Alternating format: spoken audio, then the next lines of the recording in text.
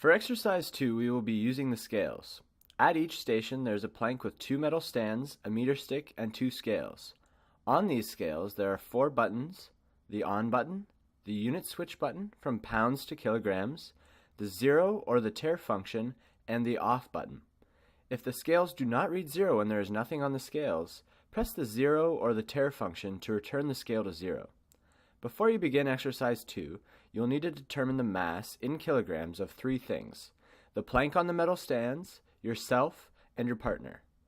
After you determine the mass of those 3 things, you will also need to use the meter stick to measure the distances between the lines on the plank.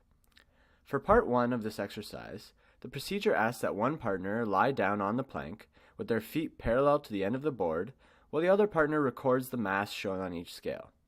The overall purpose of part 1 of this exercise is to calculate the distance L from point E on the plank to your center of mass by using rotational equilibrium concepts. Once you have determined that distance L, you will have the partner that lied down stand on the plank at the point where the scales match the measurements taken earlier. You will then measure the distance 2E and compare it with L.